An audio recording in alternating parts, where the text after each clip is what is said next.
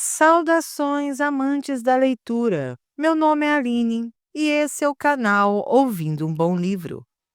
E no vídeo de hoje, daremos sequência à leitura do livro O Poder do Subconsciente, escrito pelo Dr. Joseph Murphy.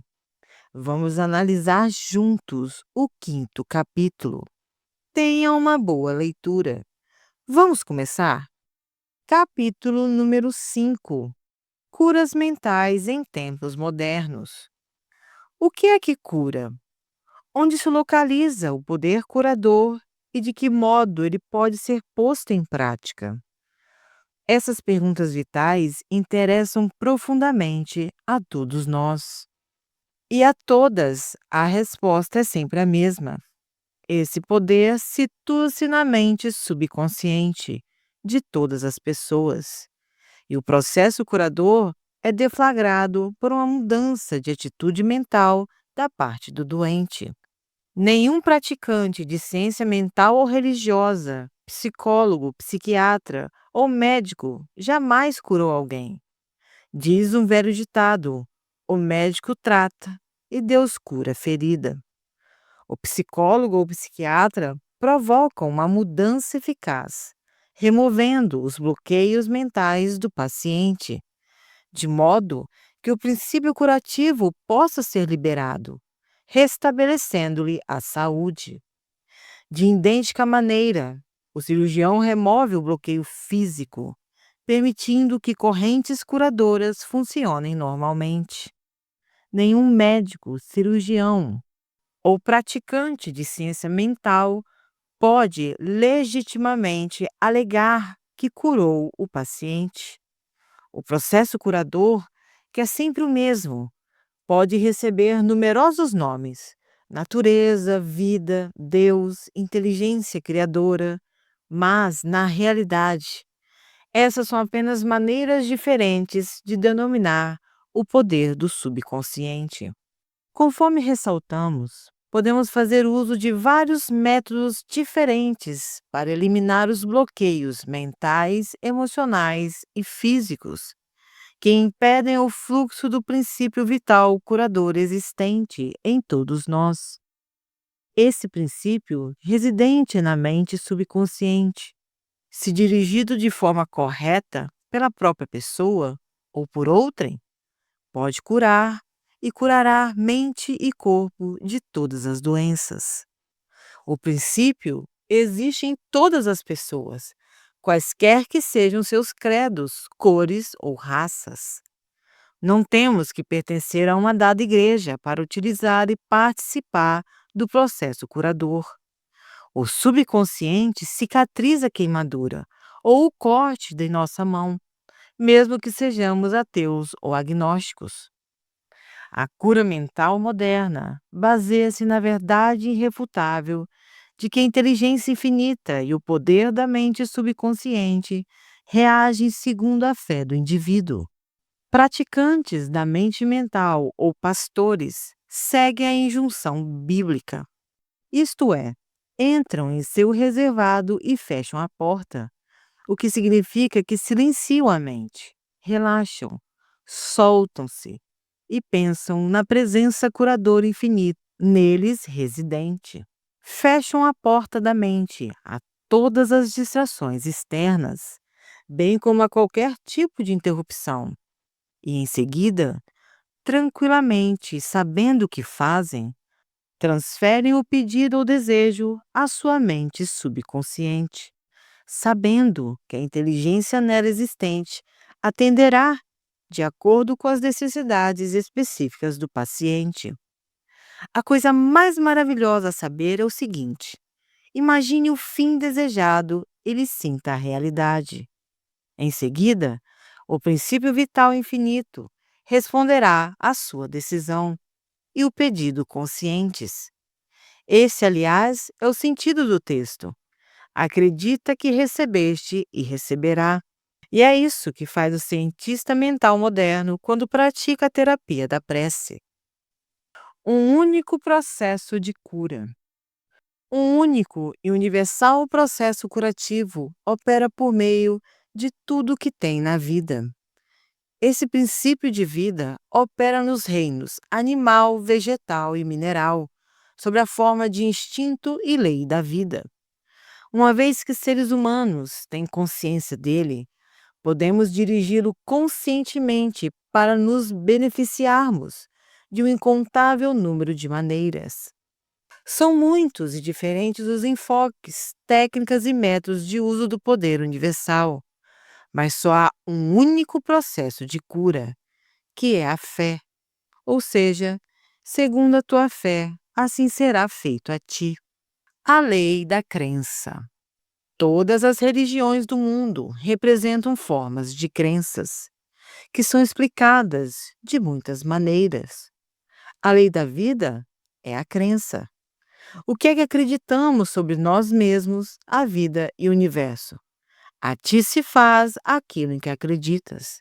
A crença é um pensamento da nossa mente que faz com que o poder do subconsciente seja distribuído em todos os aspectos de nossa vida, de acordo com os nossos hábitos mentais. Temos que compreender que quando a Bíblia fala em crença, não se refere à nossa crença em algum ritual, cerimônia, forma, instituição ou fórmula. Ela fala sobre a crença em si. A crença de nossa mente é simplesmente um pensamento em nossa mente. Se podes, tudo é possível que crer. Marcos capítulo 9, versículo 23. É tolice acreditar em algo que nos machuque ou prejudique. Lembre-se, não é a coisa em que você acredita que o machuca ou prejudica, mas a crença ou pensamento na mente que produz o resultado. Todas as suas experiências, todos os seus atos e todos os eventos e circunstâncias de sua vida são apenas reflexos e reações ao seu próprio pensamento. A terapia da prece é a ação combinada, cientificamente dirigida, das mentes consciente e subconsciente. A terapia da mente é a ação sincronizada, harmoniosa e inteligente dos níveis conscientes e subconscientes da mente, especificamente dirigida para um objetivo definido. Na prece científica ou na terapia da prece, temos que saber o que fazemos e por que fazemos. Nós temos que confiar na lei da cura. A terapia da prece é às vezes denominada de tratamento mental, quando não de prece científica. Na terapia da prece, escolhemos conscientemente uma ideia, quadro mental ou plano que desejamos vivenciar. Sabemos de nossa capacidade de transmitir a ideia ou imagem mental ao subconsciente, ao vivenciar a realidade do estado presumido. Permanecendo constante na atividade mental, a prece será atendida. A terapia da prece é uma ação mental com vistas a um objetivo definido, específico. Vamos supor que resolvemos remediar alguma dificuldade com a terapia da prece. Sabemos que o nosso problema ou doença, qualquer que possa ser, deve ter sido causado por pensamentos negativos, carregados de medo, alojados na mente subconsciente. Sabemos que, se conseguirmos expurgar da mente esses pensamentos, obteremos a cura. Em vista disso, recorremos ao poder curativo existente no subconsciente. Lembramos a nós mesmos do poder e inteligência infinitos e da capacidade do subconsciente de corrigir todos os estados anormais. Pensando longamente nessas verdades, o medo começa a dissolver-se.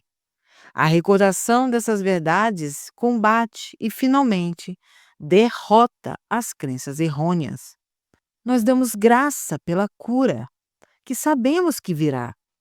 Em seguida, afastamos da mente o problema, até nos sentirmos orientados, após o intervalo, a voltar a orar. Enquanto oramos, recusamos-nos a conceber qualquer poder às condições negativas ou diminuir por um segundo ao menos, que a cura não ocorrerá. Essa atitude da mente gera a união harmoniosa das mentes consciente e subconsciente, que libera o poder curativo. A cura pela fé. O que significa e como funciona a fé incondicional. O que se conhece em geral como cura pela fé não é mencionado na Bíblia, que significa conhecimento da interação das mentes consciente e subconsciente. Aquele que cura pela fé é o indivíduo que assim procede, sem nenhuma compreensão científica autêntica dos poderes e das forças envolvidas. Ele pode alegar possuir um dom especial de cura e, simultaneamente, a crença absoluta do doente nele ou em seus poderes pode trazer resultados. Em diversas partes do mundo, curandeiros tratam seus pacientes com danças, encantamentos e invocação de espíritos. Uma pessoa pode ser curada ao tocar as relíquias de um santo, usar trajes rituais especiais, acender incenso ou velas, ou beber uma mistura de ervas. Tudo aquilo que a leva a acreditar sinceramente no método ou processo tornará mais provável a cura. Qualquer método que leve o indivíduo a passar do medo e da preocupação para a fé e a esperança produzirá a cura. Muitos alegam que, uma vez que suas teorias individuais produzem resultados, elas devem, por conseguinte, ser corretas e verdadeiras. Conforme demonstramos, essa alegação não se sustenta. Para mostrar como a fé absoluta funciona, recordemos o que dissemos sobre o médico suíço Franz Anton Mesmer. Em 1776, ele declarou ter conseguido numerosas curas, tocando com ímãs o corpo de pacientes. Mais tarde, jogou fora os ímãs e simplesmente aplicou passes com as mãos, a curta distância do doente. Esse método funcionou também. Explicando o sucesso do novo método, Mesmer formulou a teoria do magnetismo animal. Segundo ele, trata-se de um fluido que satura o universo, mas que é, sobretudo, ativo no organismo humano. Afirmou que o fluido magnético era transmitido por suas mãos para o corpo doente e que era uma transferência de magnetismo animal que o curava. Multidões correram para procurá-lo e muitas curas maravilhosas foram obtidas. Quando Mesmer mudou para Paris, o governo nomeou uma comissão para investigar as suas curas. Seus membros incluíam médicos ilustres e membros da Academia de Ciência, da qual Benjamin Franklin era um dos titulares. Após rigorosa pesquisa, a comissão reconheceu que Mesmer conseguira curas confirmadas, mas sustentou não haver prova da validade da teoria do fluido magnético e sugeriu que os efeitos deviam ser a imaginação dos pacientes. Pouco depois disso, Mesmer foi exilado. Faleceu em 1815.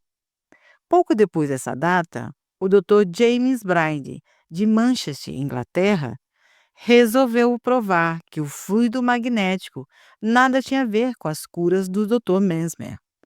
Descobriu que pacientes podiam, através de sugestão, ser induzidos a entrar em sono hipnótico. Enquanto estava em transe, ele conseguiu produzir muito dos fenômenos notáveis que Mesmer atribuíra ao magnetismo animal.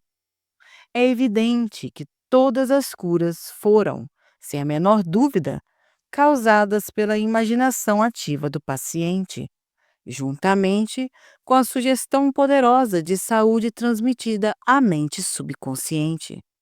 Não é injusto denominar esse estado de fé cega, porque nem os pacientes e nem os praticantes compreendiam como as curas aconteciam. Fé subjetiva e o que isso significa. A mente subjetiva ou subconsciente do indivíduo é tão suscetível ao controle da mente consciente ou objetiva quanto a sugestão de outra pessoa. Segue-se que qualquer que seja a nossa crença objetiva, se nós internalizarmos a fé ativa ou pacificamente, a mente subconsciente será controlada pela sugestão e nosso desejo se tornará realidade. A fé, necessária nas curas mentais, é de natureza puramente subjetiva. E a maneira de conseguir isso é, por fim, a oposição ativa da mente objetiva ou consciente. Para que ocorra a verdadeira cura do corpo, evidentemente será muito melhor que as mentes consciente e subconsciente estejam em estado de aceitação completa da fé. Essa condição, porém, nem sempre é essencial. Podemos entrar em estado de passividade e receptividade, relaxando mente e corpo e mergulhando em estado de sono.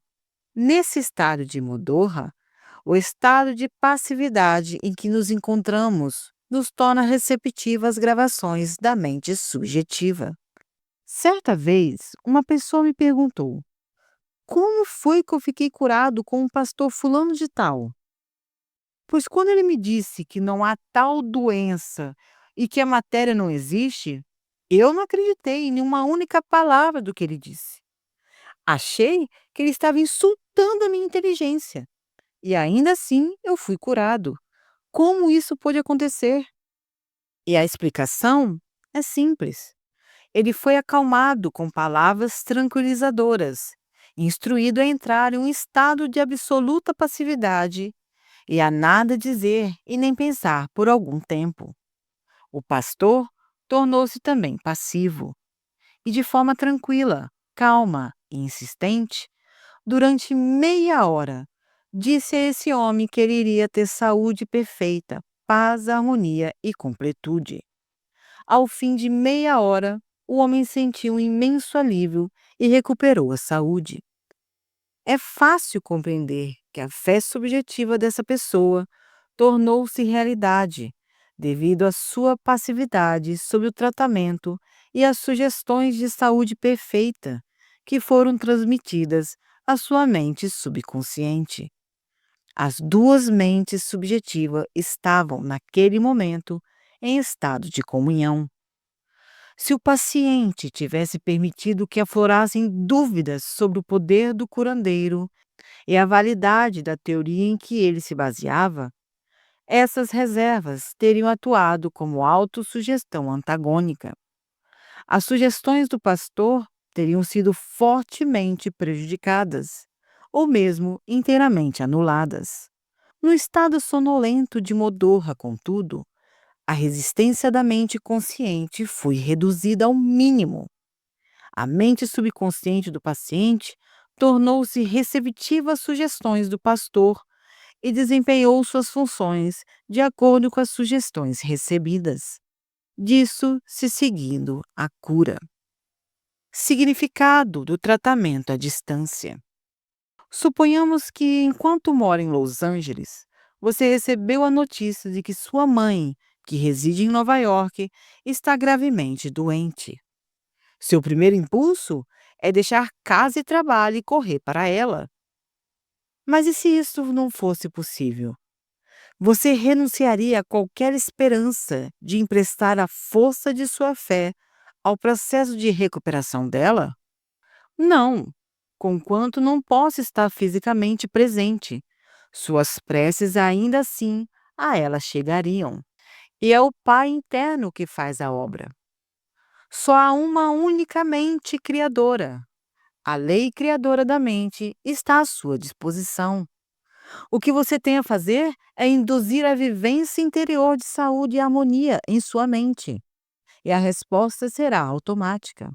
Essa materialização interior, atuando por meio de sua mente subconsciente, agirá por seu lado sobre a mente subconsciente da sua mãe. Seus pensamentos de saúde, vitalidade e perfeição operam por meio da única e universal mente subjetiva.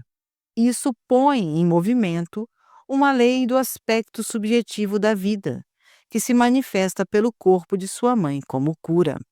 Porque no princípio da mente não há tempo e nem espaço.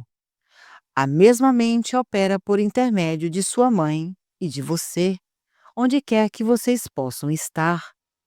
Na realidade, não há tratamento à distância, em comparação com o tratamento presente. Você não tenta enviar pensamentos ou manter um pensamento. O tratamento que você faz é um movimento consciente do pensamento, tornando-se consciente dos aspectos de saúde, bem-estar e relaxamento. Esses aspectos ressurgirão da vivência de sua mãe, e os resultados se seguirão automaticamente. Vejamos um exemplo concreto do que é erroneamente chamado de tratamento à distância. Uma mulher em Los Angeles soube que a mãe residente em Nova York estava com trombose coronária. Como não podia correr para o seu lado, orou da seguinte maneira: a presença curadora está exatamente onde a minha mãe está. Seu estado físico é apenas um reflexo de sua vida mental, como sombras projetadas numa tela. Eu sei que para mudar as imagens na tela, tenho que mudar o que elas refletem. E neste momento, projeto em minha própria mente a imagem da completude, harmonia e perfeita saúde de minha mãe. A presença curadora infinita que criou o corpo e todos os órgãos da minha mãe está neste momento saturando cada átomo de seu ser em um rio de paz que flui por todas as células de seu corpo. Os médicos estão sendo divinamente orientados e dirigidos, e quem quer que nela toque está sendo guiado para fazer o que é certo. Eu sei que a doença não tem uma realidade final. Se tivesse, ninguém poderia ser curado. E neste momento, eu me torno uno com o princípio infinito do amor e da vida. E sei e ordeno que a harmonia, saúde e paz estejam sendo agora manifestadas no corpo de minha mãe. Ela orou dessa maneira várias vezes por dia. Após alguns dias, a mãe teve uma recuperação notável. O cardiologista ficou espantado e cumprimentou-a por sua grande fé no poder de Deus.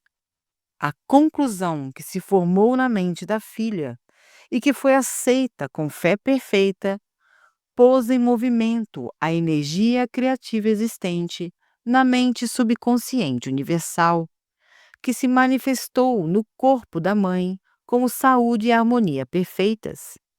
O que a filha sentiu como verdade sobre a mãe foi na mesma ocasião manifestado na vivência desta última, liberando a ação cinética da mente subconsciente. Uma amiga psicóloga disse-me que uma biópsia revelara a presença de células cancerosas em um dos seus órgãos vitais. O oncologia recomendou-lhes um doloroso e perigoso tratamento. Todas as noites, antes de recolher-se, ela afirmava tranquilamente: todas as células, tecidos, nervos e órgãos do meu corpo estão sendo, neste momento, tornados sadios, puros e perfeitos. Saúde e harmonia estão sendo restabelecidos de meu corpo.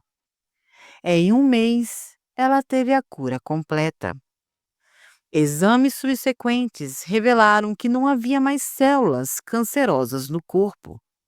Eu fiquei impressionado com essa história, mas também curioso. Eu perguntei-lhe por que repetia as afirmações antes de dormir.